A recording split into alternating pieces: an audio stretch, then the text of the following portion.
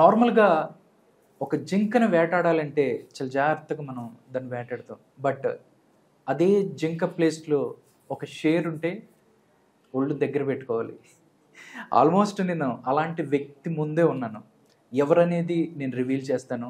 నేను మార్నింగ్ ఒక ఇంటర్వ్యూ కోసమని వచ్చాను. బట్ వెయిట్ చేస్తున్నాను. నార్మల్గా ఒక ఓడిపోయిన వ్యక్తి దగ్గర నార్మల్గా ఎవరు ఉంటారు, ఏముంటుందిలే అనుకొని వచ్చాను. కానీ 12 గంటల నుంచి ఈవినింగ్ 6 గంటల వరకు నిండిపోయింది, సామాన్యులతో నిండిపోయింది ఆ రూమ్ అంతా. వచ్చేవాళ్ళు, సమస్యలు చెప్పేవాళ్ళు, వాళ్ళకి ఆయన ఇచ్చే రెస్పాన్స్ చూస్తే నాకు గూస్ బంప్స్ వచ్చాయి. ఇంకా వెయిట్ చేయాలి, ఇంకొక 2 గంటలైనా వెయిట్ చేయాలి, ఆయన కోసం వెయిట్ చేసి ఆయనతో మాట్లాడే వెళ్ళాలి అని కూర్చున్నాను. ఇప్పుడు నేను ఆయన ముందున్నాను. ఆయన ఎవరో కాదు, షేర్, నాంపల్లి కా షేర్, ఫిరోజ్ భాయ్. నమస్తే ఫిరోజ్ భాయ్. నమస్తే, గుడ్ ఈవినింగ్. ఎలా sorry for the delay. Sir ఎలా ఉన్నారు సార్? ఎక్సలెంట్. ఎంపీ ఎలక్షన్స్ రాబోతున్నాయి అంటే ఫిరోజ్ ఖాన్ ఎమ్మెల్యేగా ఓడిపోయినా కానీ ఎంతోమంది హృదయాలు గెలుచుకున్నాడు. బట్ ఇక్కడ క్యాడర్ ఈరోజు నేను చూస్తే ఒక ఎంపీ కన్నా ఎక్కువ స్థాయి వ్యక్తికి అంత ఫాలోయింగ్ కానీ అంత ప్రేమ. అంటే మీరు ఒకసారి ఒక ఇంటర్వ్యూలో కూడా చెప్పారు, డైరెక్ట్గా కాంగ్రెస్ పార్టీ చెప్పాలి, మోడీ మీద పోటీ చేస్తాను, కావాలంటే అసదుద్దీన్ మీద కూడా పోటీ చేస్తానని. ఒకవేళ కాంగ్రెస్ పార్టీ చెప్పింది, రాహుల్ గాంధీ చెప్పారు, అసద్ మీద ఓల్డ్ సిటీలో పోటీ చేస్తాడా ఫిరోజ్ ఖాన్? 1 సెకండ్ కూడా ఆగను. ఒక్క సెకండ్ కూడా ఆగడా? కానీ రిక్వెస్ట్ రాహుల్ గాంధీకి మీ ఛానల్ త్రూ చెప్తున్నా, ఈ లంగా ఫెలో కంటే వీళ్ళ అయ్యా లంగా మోదీ మీద అయ్యాలని. అంతే.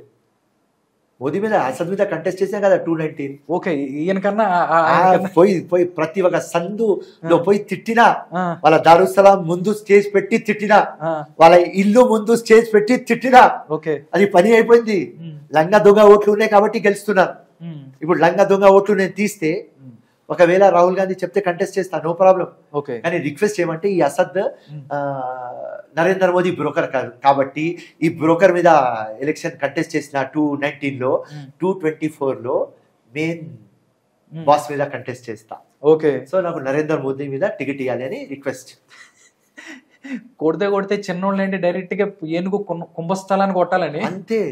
అంతే హిస్టరీలో మిలగాలి కదా.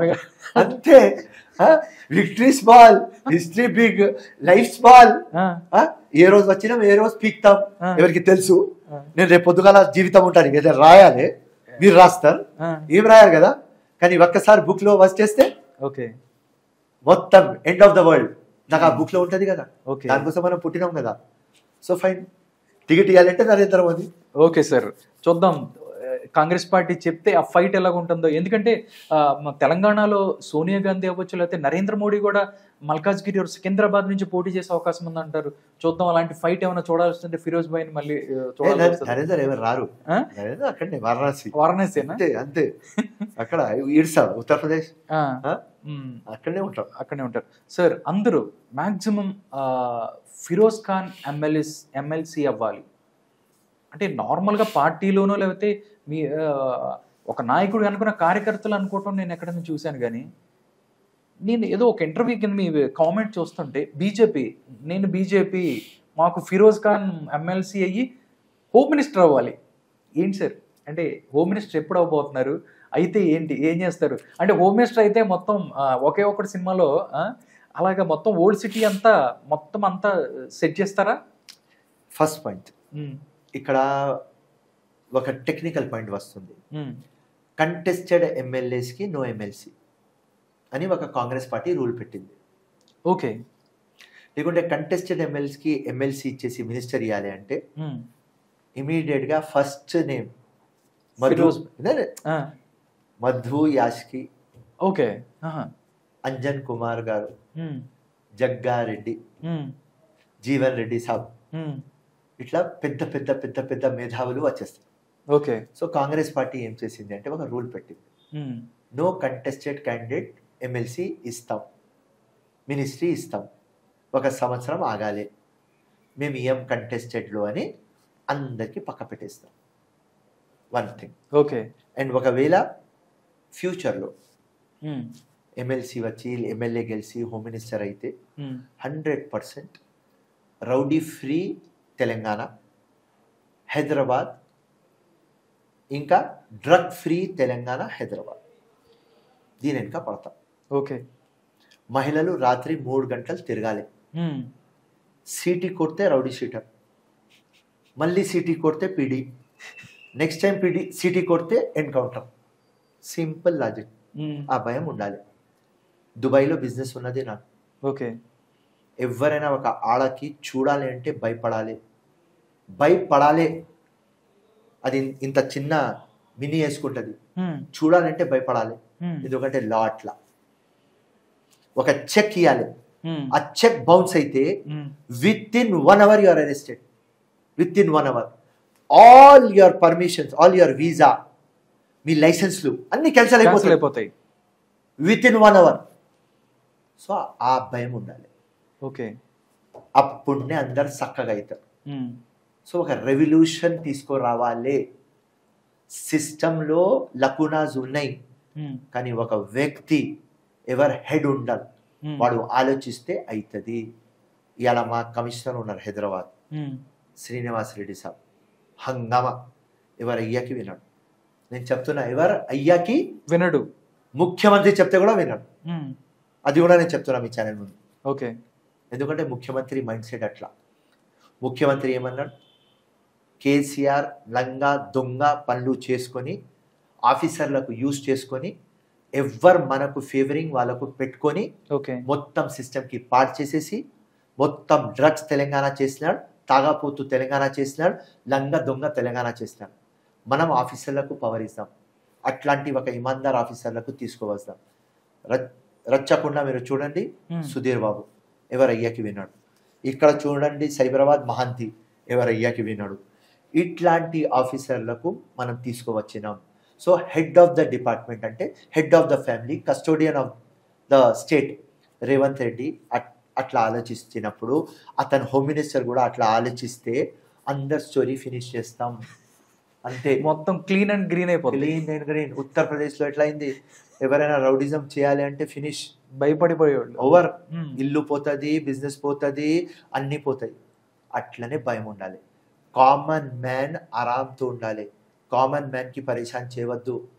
నీకు నాకు ఏదైనా దుష్మని ఉంటే వేరే మాట, నువ్వు నాకు సంపు లేకుంటే నేను నీకు సంపేస్తా, అది వేరే స్టోరీ. కానీ ప్రజలకి కష్టం ఇవ్వద్దు. మనం వచ్చే జనరేషన్ కి మొత్తం డ్రగ్స్ లో తీసుకురావద్దు, మామూలు వసూలు చేయవద్దు. కామన్ మ్యాన్ ల్యాండ్, బిజినెస్ కానీ, ఫ్లాట్ కానీ, ఇల్లు కానీ కబ్జా చేయవద్దు. దొంగలు చెప్పి ఎవరికి దోసుకుంటారు. ఎంతోమంది నా దగ్గర వస్తారు, మాకు 10 లక్షలు తీసుకున్నారు, ఇంట్రెస్ట్ ఇస్తామని ఇస్తలేరు, మా పాప పెళ్ళి, మా హస్బెండ్ హాస్పిటల్లో ఉన్నాడు, మాకు డబ్బులు లేవు, వాడు ఇంట్రెస్ట్లో తీసుకున్నాడు. ఈ మొత్తం దొంగ పనులు ఆగాలి. కామన్ మ్యాన్కి పరేషాన్ కావద్దు. కామన్ మ్యాన్ ఎట్లా ఉండాలి అంటే ఇల్లు ఖుల్లా పెట్టిపోతా, నా పాప 3 గంటలకి పోతే కూడా ఏం కాదు. అట్లాంటి నమ్మకం రావాలి అంటే అట్లాంటి ఒక రేవంత్ రెడ్డి, ఇట్లాంటి ఒక ఫిరోజ్ ఖాన్ రావాలి. Thank you so much sir. అలాంటి ఒక్క రోజైనా నేను అలాంటిది ఒకసారి చూడాలని కోరుకుంటున్నాను. మన పార్టీలోనే మనకు వెన్నుపోటు పోడ్చేవాళ్ళు లేకపోతే కిందకి లాగేవాళ్ళు చాలామంది ఉంటారు. కానీ పార్టీలకు అతీతంగా కామెంట్స్ అవ్వచ్చు, మిగతా మాట్లాడదు. బీజేపీ వాళ్ళు ఫిరోజ్ భాయ్ మీరు మా దగ్గర రండి, మీరు మా దగ్గర రండి, మీరు మీకు మంచి అలాగుంటుంది, మిమ్మల్ని నేను అభిమానిస్తున్నాం, ఇలాంటివి విన్నప్పుడు ఎలా అనిపిస్తుంది? ఐఎమ్ టెలింగ్ యూ, బీఆర్ఎస్ కానీ, సిపిఐ సిపిఎం కానీ, ఆమ్ ఆద్మీ పార్టీ కానీ, బీజేపీ కానీ, ప్రతి ఒక్క పార్టీ, ఈవెన్ ఎంఐఎం వాళ్ళు, నాకు ఎంఐఎం క్యాడర్ కలిసినప్పుడు అన్న కొద్దిగా ఈ డార్క్లో అంటే లైట్ ఎక్కడ లేకపోతే అక్కడ రా, ఫోటో ఎవరైనా తీస్తారన్న, కానీ మీ అభిమాని అన్న, మేము దారుసలాంలో ఉంటాం కానీ మీరు అన్నా కానీ మేము అక్కడ కట్టిపడి ఉన్నామన్నా, వాళ్ళు మీతో ఫోటో కూడా తీసుకుంటే మాకు పార్టీ నుంచి తీసేస్తారు, మొత్తం మా జీవితం సర్వనాశం చేస్తామన్నా, కానీ మీకు లైక్ చేస్తామన్నా, మీకు లైక్ చేస్తాం. వాళ్ళు చెప్పేది నేను చెప్తున్నా మీకు, ఎంఐఎం పార్టీ వాళ్ళు అన్నా మేము అసదుద్దీన్కి లైక్ చేస్తాం, అక్బరుద్దీన్కి లైక్ చేస్తాం, ఫిరోజ్ ఖాన్కి లైక్ చేస్తాం. బీజేపీ వాళ్ళు మేము వాజ్పేయికి లైక్ చేస్తున్నాం, నరేంద్ర మోదీకి లైక్ చేస్తాం, యోగికి లైక్ చేస్తున్నాం, ఫిరోజ్ ఖాన్కి లైక్ చేస్తామంట. బీఆర్ఎస్ వారు కలిస్తే కేసీఆర్కి లైక్ చేస్తాం, హరీష్ రావుకి, ఇంకా కేటీ రామారావుకి, ఫిరోజ్ ఖాన్కి. అరే నేనే పరిశాన్ అవుతా, అరే ఏంట్రా ఎందుకు లైక్ చేస్తారా నాకు ఇంత ఇది. అవునా? అసలు ఏంటో అందరు కలిసి అంటే నిజాయితీకి ఉన్న పవర్ అవ్వచ్చు, లేకపోతే మనం అనుకున్న దానికోసం ఎంత దూరం వెళ్ళి ఆ తెగువ అయినా దానికి ఒక ఎక్కువ మంది ఫ్యాన్స్ ఉంటారు. ఫిరోజ్ భాయ్, మన భారతదేశంలోనే గొప్పగా చెప్పుకున్నది రామ మందిర నిర్మాణం గురించి. అందరూ ప్రాణ ప్రతిష్ఠ కార్యక్రమం జరిగింది.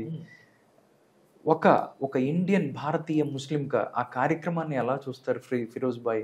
జబర్దస్త్. వినండి, రామ్ అంటే నేను చిన్నప్పుడు చదివిన మర్యాద పురుషుడు. రామ్ అంటే ఇండియా, అది. సో రామ్ ఎక్కడ పుట్టినాడు అక్కడ టెంపుల్ రావాలి, వచ్చింది, వెరీ గుడ్. రామ్ మందిరం వచ్చింది ఆఫ్టర్ 500 years, వెరీ గుడ్. అందరికీ ఎవరు హిందూ ఉన్నాడు రామ్ మీద ఆస్థ ఉన్నది. నేను ఒక ముస్లిం, నాకు రామ్ మీద రెస్పెక్ట్ ఉన్నది. సో రామ్ మందిర్ మీద కూడా నాకు రెస్పెక్ట్ ఉన్నది. కానీ ఇది నరేంద్ర మోదీ ఒక ఈవెంట్ పెట్టినారు అంటే రామ్ తర్వాత నేను, అది రాంగ్. అది చాలా మంది మాట్లాడారు, అది రాంగ్. ఓకే, అది ఒక పొలిటికల్ లాగా చేస్తారు. సో అది పొలిటికల్ చేయకుండా మీరు రామ్ మందిర్ కంటే జబర్దస్త్. అక్కడ క్రిస్టియన్స్ కి వాటికన్ సిటీ ఉన్నది, ఓకే. అక్కడ మక్కా మదీనాలో ముస్లిమ్స్ది ప్రాఫిట్ మొహమ్మద్ ఉన్నాడు. ఇక్కడ 100% హిందుస్థాన్లో ఉండాలి కదా రామ్ మందిర్, 100% ఉండాలి. సో దానికి నేను ఫేవర్ చేస్తున్నా, కానీ ఆ ఈవెంట్ రాంగ్ అని చెప్తున్నా.